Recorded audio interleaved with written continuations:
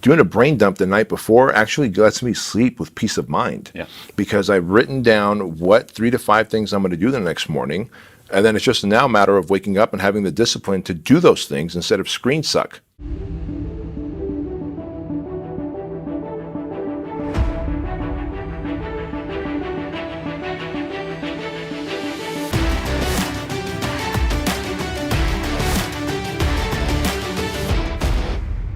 Bedros, do you remember 10 years ago your morning routine? 10 years ago, I do remember my morning routine. It sucked. What was it? Well, I would eat really late at night, couldn't sleep all night, so then I would sleep until about 8:30, 9 o'clock in the morning, and I'd feel behind the 8 ball all day long because I'd take Adderall and lots of pre-workout to be able to supercharge myself, and then smoke weed at the end of the day to then calm down, and then, of course, the weed I'd eat again, and so the horrible cycle continued until that one conversation in Vegas. Yeah. It was Vegas? We were walking through the Bellagio Hotel. Specifically, I remember going to one of our masterminds. Yeah. And you were like, "Hey, have you tried waking up early?" And I was like, "Who the fuck are you?" What? Yeah. And then that led to like, "Don't eat late at night." Have you tried eating at 5 o'clock? Yeah. It was profound. It was before you wrote your book. Yeah. And simple change, but very important. Yep. Very valuable. And now you've got a morning routine where I'm like, dang, I got to step up my game a little bit here. So walk us through what it is now. Yeah, so my morning's routine, actually it's even changed since writing Man Up in 2018. And you and I were talking offline before everything started rolling here. Like, as you grow in life, businesses expand, you have more leaders in place, your composition changes. Like, I used to not be gluten didn't bother me. Now I drink a couple of beers and gluten bothers me. You know what I mean? It's like everything changes, right? And so I'm in a phase of life where I like staying awake late at night with my wife and kids, watching a couple episodes of whatever. We're currently watching Breaking Bad. Finally, the whole world's watched Breaking Bad, and we're watching it now. But I don't need to wake up like. Well, you couldn't watch it with Chloe when she was 11. Yeah. But all this to say that nowadays I get to sleep in a little longer, right? I get to sleep until like 5:30, 6 o'clock, which is still early by most people's accounts. But I used to wake up at 4:30 a few years ago. And as soon as I do that, 30 ounces of water, I'll chug a lug, take my shower, go downstairs, send out 3 gratitude text messages while I'm playing with Cookie, my dog, and then make a protein shake and a coffee, and then sit down with my GSD list, get shit done list, things that I wrote the night before that I have to crush where I can move the money needle. And it's usually sending out a broadcast, writing a blog post, putting up a social media post, and a few business partner emails that are all money movers. And then by that point, it's around 9 o'clock, 9:15. I head to the gym. I'm BK Strength by 9:30 in the morning, crush a 1-hour workout, go get in a 5-mile walk/jog, and then I'm here at HQ by 11:30 or 12. Okay. Cool. And then so that's 7 days a week minus the HQ part, obviously on weekends. Yeah. But I do that 7 days a week because I found that when I sleep in on weekends, it fucks up my Monday. Yeah, because it screws up your cycle, and then you can't fall asleep on Sunday night. And that might have been something I learned from you as well. Well, I learned it the hard way because, I mean, when I was a personal trainer, it used to be like up at 4:30, 6 days a week, and then to bed at 4:30 on the one night, and then you try to go to bed on Sunday night, and you slept till noon or 2 o'clock in the afternoon. It was horrible. I think the last time we talked about this, our audience is bigger and newer now, but they probably don't know what a party animal you were. Like, everyone probably knows the structured Craig Ballantyne, but I've seen you shotgunning Red Bull and beer back to back. Oh, no, I don't. But I was able to do that at one point, and it was obviously very stupid. So it used to be the socially anxious introvert needed the beers and stuff to be able to not be that. And then now, I was just actually telling Bryce on a podcast that I did with him before this and I actually made a video about this yesterday at the Mastermind, was all I did was I modeled California cool Bedros Keuilian. I would just watch you go into a room and see how you interacted with people. And then I would try my version of it, and it was very like robotic, but over time I just got better at it, and it's just like, hey everybody, how you doing? It's just like, and now I can do it, so I don't need to binge drink. But I used to binge drink, and it obviously it's a horrible thing, and it throws your mornings off for not just Sunday, but Monday, Tuesday, and Wednesday. And then I'd finally be back on track on Thursday and then screw it up again a couple of nights later. So, but the morning routine is incredibly powerful, super effective. And what did it allow you to do in addition to reducing your stress, obviously? But what were some of the changes that it allowed you to make? And then what mistakes do you still see people making today?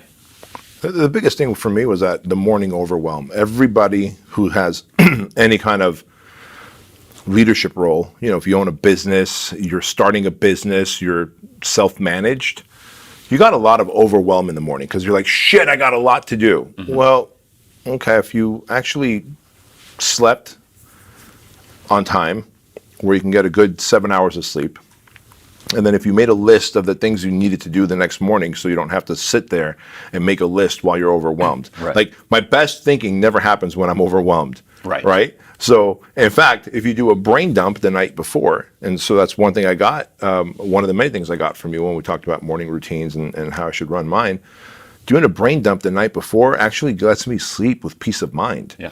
Because I've written down what 3 to 5 things I'm going to do the next morning.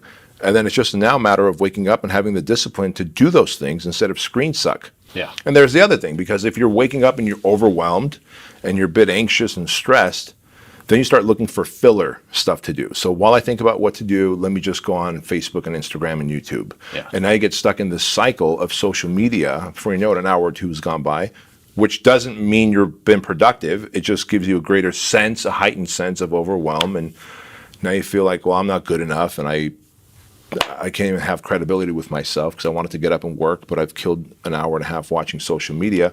And, the self-beating up begins. Yeah. And that was my cycle. And so for me, it's just structure, structure, structure.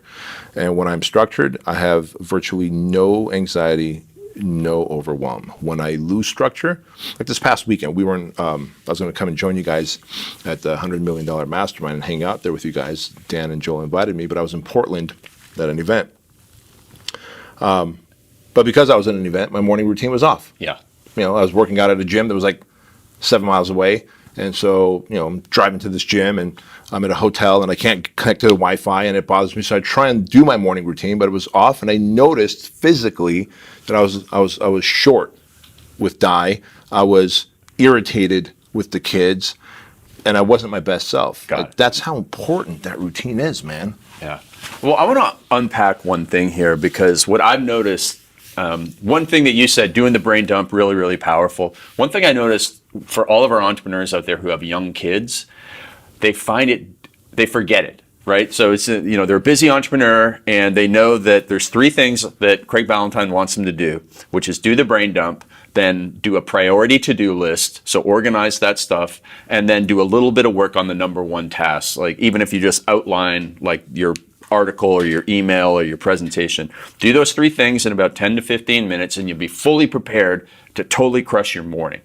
Now, the entrepreneur, it doesn't matter what stage they're at, whether a beginner entrepreneur or experienced entrepreneur, but if they have young kids, there's just so much going on later in the day, they forget to do it. And so if you're thinking like, man, I've been forgetting to do this, and then I wake up overwhelmed. I don't care if somebody does this thing as early as noon, like lunchtime. Like, just don't forget to do it. Better to be early than to not do it at all. Mm-hmm. But to what Bedros said, like if you're doing your to-do list in the morning, you're already too late. This is the time of day when you have the greatest discipline, willpower, and intention of any time of the day. And I believe it's when you have your greatest productivity and your creativity. And if you're figuring out what to do during that time, it's like making a grocery list at that time. It's not a very good use of your time. So make sure that you have the brain dump, which is just basically getting all the stuff in your head, all those overwhelming lists of things to do, just get it out on paper. It's like vomiting it out. And right away, you'll feel like, just a lot of relief. I literally started sleeping better because of that. By doing that the night because then those thoughts aren't racing around in your head all night long. And so if you're having trouble falling asleep, it's because you haven't gotten that stuff out of your head.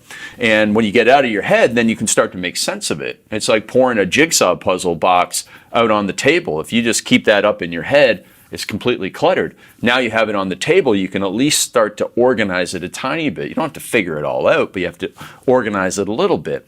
And then you have your to-do list. So that's part one. You go to bed, you know exactly what to do. And I'm a big believer in a little bit of the woo-woo stuff, that if you know what to do, your brain's going to work on that subconsciously overnight. And you're going to wake up with some Maxwell ideas. Maltz talks about that in Psychocybernetics, the Absolutely. theater of the mind. You're gonna wake up in the morning. You're gonna have some information that's kind of come together overnight. And if you have to write a chapter for your book, that book's chapter is going to come out a lot faster if you did it that way than if you just woke up and made a list and like, oh, I should write that book chapter today. Then you're going to open your computer up and it's just going to be that screen and you're going to sit there.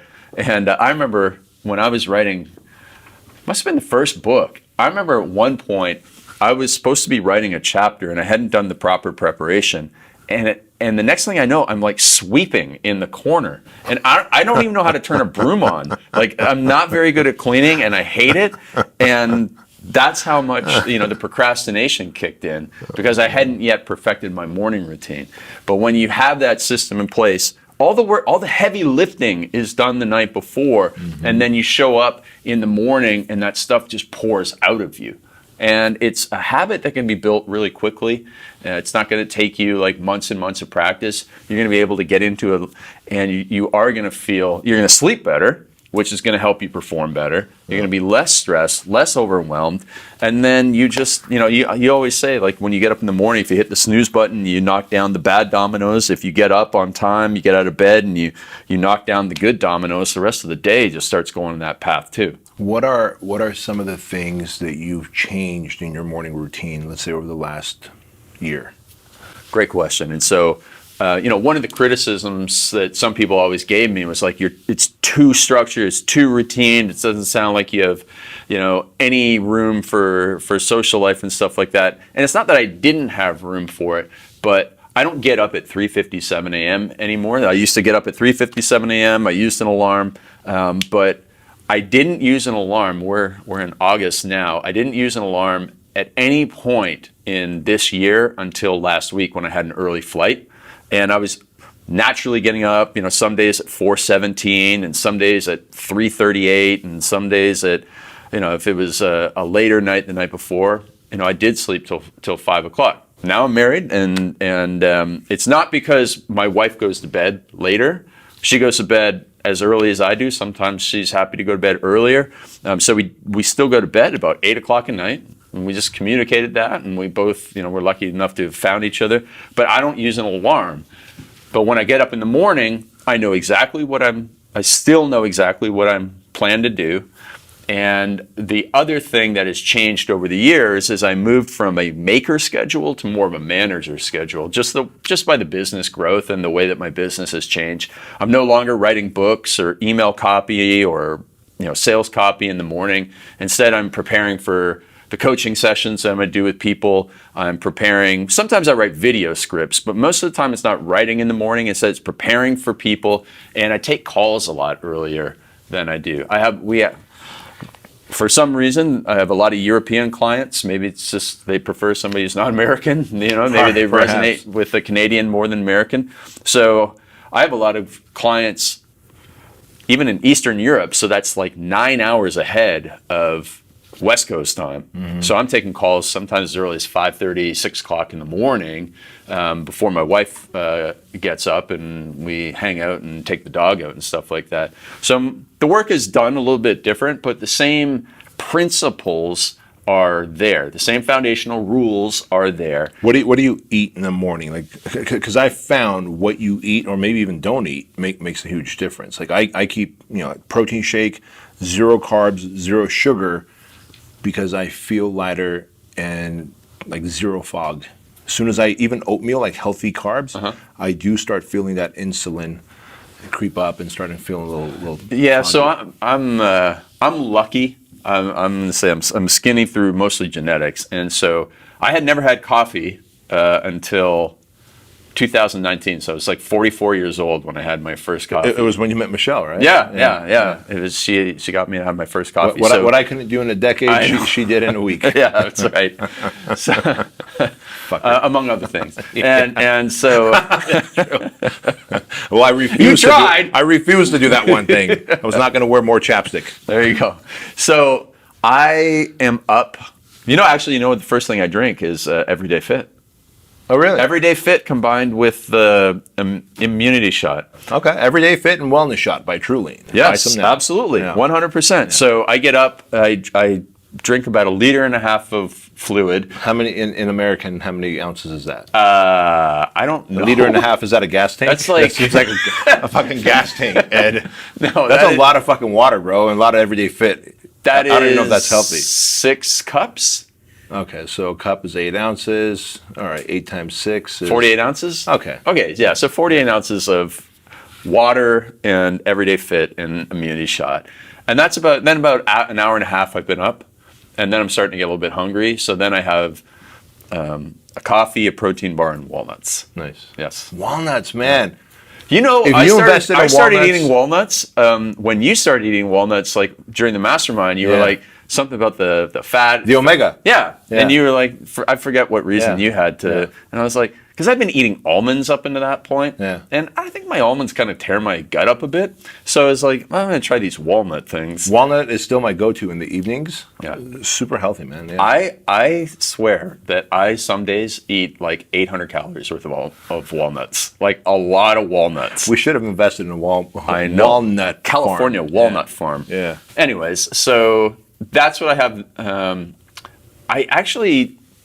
I'm not a grazer anymore, so it's usually just breakfast, lunch, and dinner. And so I usually eat the protein bar, lots of walnuts, and then drink another Everyday Fit halfway through the morning. Yeah. And then I'm curious what flavor.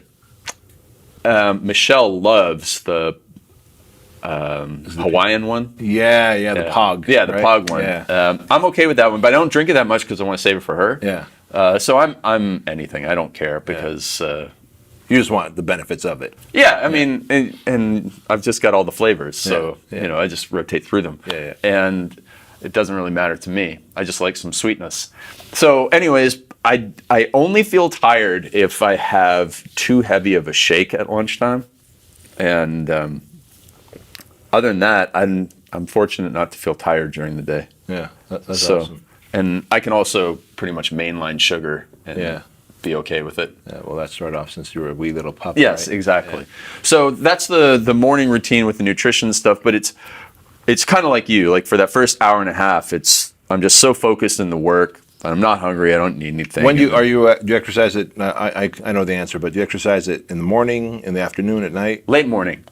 So I really think like if you have any control over your schedule, leaving that workout till later is important. The way that you do it, I do it right before lunchtime, just because it really should be a reward. Yeah. Most of the people that watch this, I think you like working out. And sometimes when I coach entrepreneurs, I have to dial their workouts back, because if you look at their main problem in life, your problem isn't fitness related. Yeah, you need to be in shape and stuff like that, but a lot of people work out too much and other areas of their life are suffering. So I'm like, you're 45 years old, you're not going to a fitness competition, you don't need to train 5 or 6 days a week. Yeah. So let's dial it back. And you should still move and do something, but maybe play with your kids for that time instead. Spend more time with them, or go for a walk and think about the business instead of being out there and doing another CrossFit session or something like that. If you're not in shape, then you do need to put more time and effort into that. But if you are in shape, there comes a point in your life where you just have to realize what matters the most and devote your time to the right thing. So it's get up, do the work, reward yourself. I reward myself with any type of meditation, or it's almost always meditation or gratitude or journaling or stuff, but it's almost always meditation. I just look at that as a reward because I enjoy it, and I do it after. I'm okay if somebody has to do it before. I'm okay if somebody has to work out first thing in the morning because there's no other time to do it. But if you have control over your schedule, it's best to do the hardest thing first, because that's easily put off until later in the day. And by the way, that's exactly why we want you to make that list the night before, put the most important thing at the top of that list, and then attack that list first thing in the morning once you drink your 30 ounces or 48 ounces or 1.6 liters of water and everyday fit, etc. When you attack that list, then you're not going to procrastinate later and say, hey, I'm going to go work out now, then I'm going to have this healthy meal, then I'm going to meditate, and eventually it's like 12 noon, you haven't gotten to your list. Yeah. And the list is what moves the money needle. And that's a day of activity, not a day of accomplishment. Yeah. So we've all had those days where it's like 5 o'clock and you're like, man, I've been so busy today. What'd you get done? What did I get done? Yeah. And I've been there. I've seen so many people there, and it absolutely drives me nuts, because there's a better way of doing it, where just giving yourself an hour on that hard thing first thing in the morning, and you'll feel better. Your business will move ahead faster, and it's a total game changer. And you'll find like those projects that have been sitting there that are so important that you procrastinate. They're so important, I'll procrastinate on them because they're so hard. They finally get done. And there was one Fit Body boot camp owner that once sent me a message at 7:30 in the morning. I've been up for 2.5 hours, Craig, and I'm super stressed out because I just did my 2.5 hour morning routine. I have all this stuff ahead of me. Oh my God. And it kills me when we hear that. And we get these emails all the time from people who are like, I've been in this program and that program, and I like doing it, but I never got anything done. 5 years I've been doing this routine and my business hasn't grown. And then I switched over to doing the hardest thing first, and we've had huge success in a short amount of time. And at the end of the day, what it comes down to is the genius is in the preparation. That preparation the day before, just like actors prepare for a play or a movie, football team prepares for, they practice the play. It's a preparation that allows them to go out and have a championship performance. And it's got to be the same way. It's like if you have an important meeting, you don't just go into the meeting without any preparation. Same with your morning. You have to do the preparation before, so you know what you're going to do. You let your brain work on it overnight, and you can believe me or not believe me on that one, but it does. And then you wake up and you're just so productive before everybody else starts. That's how you get ahead of the game. And so to that point, guys, that success leaves clues. Like, our morning routines, while similar, are not exactly identical. And so, but you see the pattern: preparing the night before, waking up early before everybody else, letting your subconscious mind do a lot of the work the night before, attacking that hardest thing first, rewarding yourself with that meditation or workout after. And so our friend Joel Marion, similar routine, just happens in the middle of the night. Yeah, he used to do the night owl thing. Right. And I do say, it's not about the hour that you get up, it's about what you do with the hours that you are up. Mm-hmm. So 4:30, 5:30, 6:30, 7:30, it doesn't matter as long as you use the principles and make them work. If you are getting up at, let's say 7:30 now, and getting up at 7:15 would be an exponential improvement because it would allow you to be up before everybody else in your house, and you could use that productively, then do it. But you don't have to be getting up at crazy hours in the morning, 4 o'clock, 5 o'clock, even like if you think 6 o'clock is crazy. You don't have to. That's not necessary nor sufficient for success, but in some cases, getting up a tiny bit earlier is probably the most important thing for you to do. Amen. Well said. Yeah. All right, guys and gals, listen, we hope you liked this episode of The Empire Show, and if you did, leave us a 5-star review. Be sure to share this episode on your social media, and don't forget to tell your mama. Peace.